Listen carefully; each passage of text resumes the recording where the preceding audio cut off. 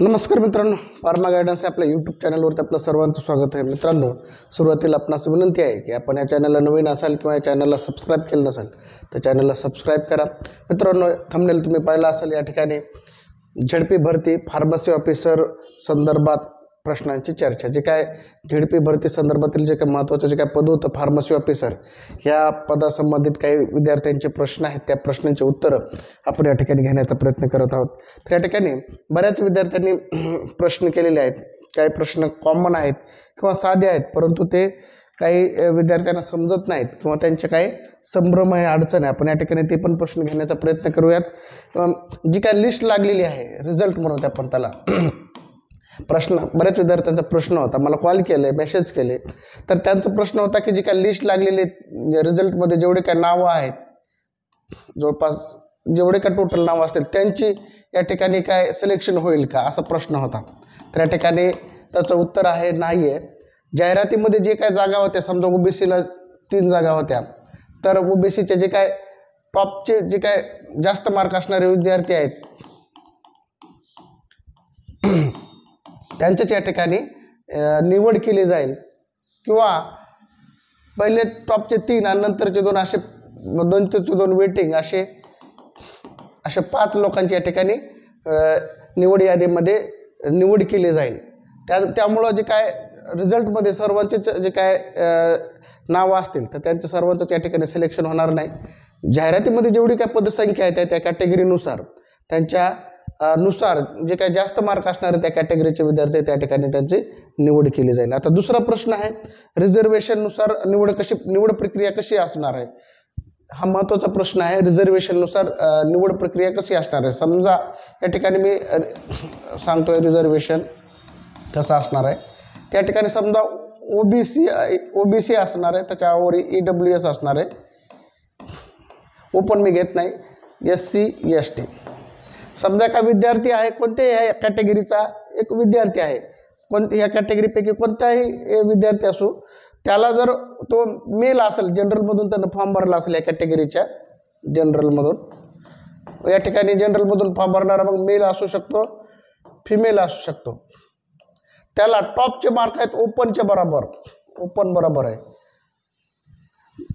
EWS OBC SC ST यापैकी जे काय त्यांच्या प्रवर्गातील जे काय सर्वसाधारण याच्यामधून जर त्यानं फॉर्म भरला असेल, मग त्यामध्ये मेल असो फिमेल असो, त्यांचे मार्क जर ओपनच्या बरोबर असेल तर त्याची ओपनमधून निवड होईल, ओपनमधून निवड होईल. या ठिकाणी EWS असो, OBC असो, SC ST असो, या प्रवर्गातील जे काही जनरलमधून त्यांनी जर फॉर्म भरला असेल त्या प्रवर्गाच्या, मग ते मेल असो फिमेल असो, त्यांची ओपनमधून निवड होईल, त्यांचे मार्क जर ओपनच्या बरोबर असेल तर. दुसरी गोष्ट, या प्रवर्गातील जे काय फिमेल असतील, फिमेल रिझर्वेशन असेल, SC STचं फिमेल रिझर्वेशन, यांना जर मार्क ओपनच्या बरोबर असतील ओपनच्या, तर त्यांची निवड ओपन फिमेलमधून होईल, ओपन फिमेलमधून होईल. EWS OBC SC ST फिमेलचे जर मार्क ओपनच्या बरोबर असतील, टॉपचे मार्क असतील ओपनच्या बरोबर, तर त्यांची निवड ओपन फिमेलमध्ये होईल, पॅरल रिझर्वेशन होईल. त्याचबरोबर दुसरी आणखी गोष्ट काय असणार आहे, जे काय पॅरल रिझर्वेशन आहे, आपण त्याला समांतर आरक्षण काय असणार आहे, समांतर आरक्षण. या ठिकाणी समांतर आरक्षणामध्ये समजा SC मध्ये जे काय समांतर आरक्षण आहे, जसं भूकंपग्रस्त असेल किंवा मग जे काय प्रकल्पग्रस्त असेल, तर त्यांचे मार्क जर जास्त असतील तर त्यांची SC मधूनच काय होईल, समांतर आरक्षणामधून निवड होईल, किंवा मग त्याचे जास्त मार्क जर ओपनच्या समांतर आरक्षणामध्ये जास्त असतील किंवा त्याच्या बरोबर असतील तर त्याची भूकंपग्रस्त ओपनमधून निवड होईल, समांतर आरक्षणामधून. म्हणजे या ठिकाणी समांतर आरक्षणासाठी 2 चान्सेस आहेत, ओपनचं समांतर आरक्षण आणि त्या कॅटेगरीचं समांतर आरक्षण. म्हणजे SCच्या भूकंपग्रस्त विद्यार्थ्याला समांतर आरक्षण ओपनच्या भूकंपग्रस्त विद्यार्थ्यापेक्षा जास्त मार्क असतील तर तो ओपनच्या समांतर आरक्षणची जागा घेऊ शकतो. दुसरी गोष्ट, त्यानंतर जे काय समांतर आरक्षणामध्ये जे काय फिमेल आहे त्यांना जनरल ओपन मधून किंवा त्यांच्या जनरलमध्ये जाता येणार नाही. समांतर आरक्षणाचे जे काय आहे त्यांना जनरल त्यांच्या कॅटेगरीच्या जनरलमध्ये जाता येणार नाही. दुसरी एक गोष्ट, आणखी एक महत्त्वाची गोष्ट आहे की समजा या समांतर आरक्षणाच्या जागा रिकाम्या राहिल्या त्या कॅटेगरीच्या, जसं अंशकालीन असेल, अंशकालीन किंवा मग माजी सैनिक यांच्या जागा रिकाम्या राहतात, माजी सैनिक, तर या जागा काय होतील? समांतर आरक्षण समजा EWS, OBC, SC, STचं जे काय समांतर आरक्षण असेल किंवा ओपनचं ह्या जागा नाही मिळाल्या तर काय होतील? समजा SCच्या अंशकालीन किंवा माजी सैनिकचे विद्यार्थी नाही मिळाले तर त्या जागा SCच्या जनरलमध्ये जातील, जनरल सर्वसाधारणमध्ये जातील आणि ते मेरिटनुसार किंवा मग त्यांच्या मार्कानुसार जे काय वेटिंगमधले विद्यार्थी आहेत त्यांना ते मिळतील. अशा प्रकारचे या ठिकाणी समांतर आरक्षण आहे किंवा मग आरक्षणानुसार निवड होईल. दुसरी प्रश्न होता की वेटिंग लिस्ट किंवा मग निवड यादी कशी बनवली जाईल. या ठिकाणी निवड यादी बनवताना तुम्हाला एका जागेसाठी 2 किंवा एका जागेसाठी 3 विद्यार्थ्यांना या ठिकाणी बोलवलं जाईल. समजा ओपनसाठी 2 जागा असतील तर त्या ठिकाणी जे काय पहिले 5 विद्यार्थी असतील, 1 2 3 4 5, पहिले 2 सिलेक्ट होण्याचे चान्सेस जास्त असतात, दुसऱ्याला वेटिंगवर ठेवलं जाईल. वेटिंग समजा पहिले दोन जर नाही आले तर ह्या 3 आणि 4 ला चान्स दिला जाईल. त्यांचे डॉक्युमेंट वगैरे सगळे ओके असतील तर या ठिकाणी त्यांना निवड होईल. समजा या पहिले 1 आणि 2 चे डॉक्युमेंट मध्ये काहीतरी त्रुटी आढळल्या किंवा मग त्यांचे पूर्ण डॉक्युमेंट नव्हते किंवा ते जॉईन झाले नाही तर ह्या नंतर वेटिंग वाल्याला 2 आणि 3 आणि 4 ला काय केलं जाईल? बोलवलं जाईल. त्यानंतर जे काय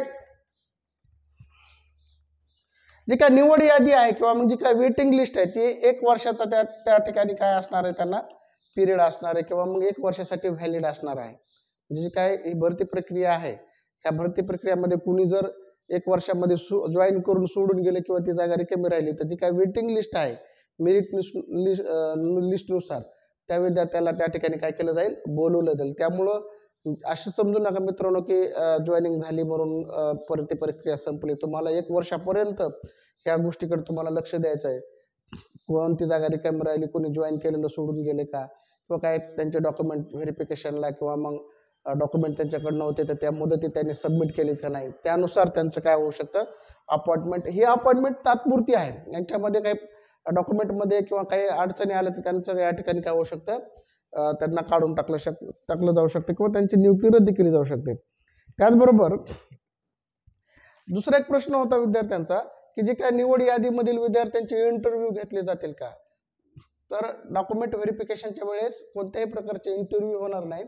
फक्त तुमच्याकडे जे काय जाहिरातीमध्ये जे काही तुम्ही डॉक्युमेंट दिलेले आहेत ते तुमच्याकडे डॉक्युमेंट आहेत का नाहीत त्यासंबंधी तुम्हाला तुमची माहिती विचारली जाईल, तुमचे डॉक्युमेंट पाहिले जातील. अशाच प्रकारचे होईल. कोणत्याही प्रकारचे मुलाखत किंवा इंटरव्ह्यू होणार नाही.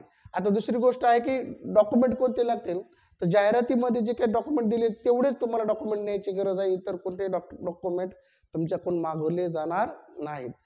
ज्या विद्यार्थ्याकडे डॉक्युमेंट नसतील, नावामध्ये बदल असेल, करेक्शन असेल तर ते तुम्ही लागलीच हे करून घ्या, त्याच्यामध्ये दुरुस्ती करून घ्या, बॉन्ड तयार करून घ्या, शपथपत्र तयार करून घ्या. दुसरा एक आणखी प्रश्न आहे की काय निवड यादीची प्रक्रिया कधी लावली जाईल? निवड यादी लागलीच तुमचे जे काय परीक्षेचा रिझल्ट आल्याच्या नंतर लागलीच तुमच्या आता वेबसाईटवरती निवड यादी आणि तुमचं डॉक्युमेंट व्हेरिफिकेशनचा शेड्यूल तुम्हाला त्या ठिकाणी टाकला जाईल आणि त्या शेड्यूलमध्येच तुम्हाला त्या ठिकाणी जाऊन तुमचं डॉक्युमेंट व्हेरिफिकेशन करून घ्यायचं आहे. आणि जे काय तुम्हाला नियुक्तीचं जे काय पत्र देईल, ज्या तारखेला तुम्हाला नियुक्ती करायची त्या तारखेला तुम्ही नियुक्ती करणं, तुमचं पदभार स्वीकारणं गरजेचं आहे. त्यानंतर आता काही विद्यार्थी म्हणतात की आपला नंबर लागेल का नाही हे कसं समजावं किंवा मग कॅटेगरीनुसार किंवा मेरिट लिस्ट कशी तयार होते. तर सुरुवातीला मित्रांनो जे काय ओपनचे आहेत, ओपनच्या जे काय जागा आहेत त्यांची मेरिट लिस्ट किंवा त्यांची सिलेक्शन लिस्ट तयार होते. Open male female, open general female. त्यानंतर EWS, OBC, SC, ST यांची काय होईल? निवड यादी तयार होईल. अगोदर ओपनचे जेवढे काय विद्यार्थी टॉपचे मार्क असतील, चांगले मार्क असतील, मग ते कोणत्याही कॅटेगरीचे असो ते ओपन जनरल मध्ये काय होतील? सिलेक्ट होतील विदाउट पॅरलल रिझर्वेशन. ओके. आणि पॅरलल रिझर्वेशनचे त्यांच्या ओपनच्या पॅरलल रिझर्वेशनमध्ये जातील जास्त मार्क असणारे. अशा प्रकारे ती काय होईल, निवड यादी तयार होईल. त्याचबरोबर EWS आणि NCL बाबतीत जे काय NCL आणि EWS सर्टिफिकेटच्या बाबतीत काही विद्यार्थ्यांना प्रश्न आहे की तुमच्याकडे जर जे काय जाहिरातीमध्ये जे काय ऍप्लिकेशन करण्याचे, अर्ज करण्याची जी काय लास्ट तारीख होती किंवा शेवटची तारीख होती, त्या तारखेपर्यंत जर तुमचा EWS किंवा NCL व्हॅलिड असेल तर तुम्हाला कोणताही प्रॉब्लेम नाही. जर तुम्ही फॉर्म भरताना मुदत संपलेलं किंवा EWS सर्टिफिकेट NCL तुम्ही जर जोडला असेल, अपलोड केला असेल तर त्या ठिकाणी तुम्हाला अडचण येण्याची शक्यता आहे. काही विद्यार्थ्यांचा प्रश्न होता की त्यांचं अर्ज करण्याच्या डेटपर्यंत किंवा त्याच्या 1-1.5 महिना NCL EWS सर्टिफिकेट व्हॅलिड होतं, नंतर मग ते चालेल का नाही? नाही चालेल, ते अर्ज करण्यापर्यंत तुमचं ते व्हॅलिड होतं, मुदत संपलेली नव्हती. त्याचबरोबर तुम्हाला या ठिकाणी तुम्ही दुसरं पण नवीन काढू शकता, कारण की जर त्यांनी मागितलं नवीन आहे का तर तुम्ही ते देऊ शकता, परंतु ते तुमचं ते अर्ज करण्याच्या वेळेसचं पण NCL या ठिकाणी चालणार आहे, परंतु ते त्यावेळेस व्हॅलिड असणं गरजेचं आहे NCL आणि EWS सर्टिफिकेटच्या बाबतीत. असेच तुमचे काही प्रश्न असतील, काही अडचणी असतील तर तुम्ही मला व्हॉट्सअपला तुम्ही प्रश्न विचारू शकता. आपण पुढील जे काय आपली चर्चा आहे त्यामध्ये आपण समावेश करू, त्याचे उत्तरं मिळवण्याचा प्रयत्न करूयात. तर जे काय EWS आणि NCLच्या बाबतीत शासनाचे जे काय 2-3 GR आहेत 2013चा आणि 2023 मध्ये त्यांनी 2 GR काढले आहेत फेब्रुवारी मार्च मध्ये. तर आपल्या या झडपी जाहिरातीमध्ये 2013च्या GRच्या नुसार त्यांनी उल्लेख केलेला आहे, त्यामुळे 13च्या GR नुसार ही कारवाई केली जाईल असं पण या ठिकाणी दिसून येतं. त्यामुळं इतर GR या ठिकाणी कन्सिडर केले जाणार नाहीत.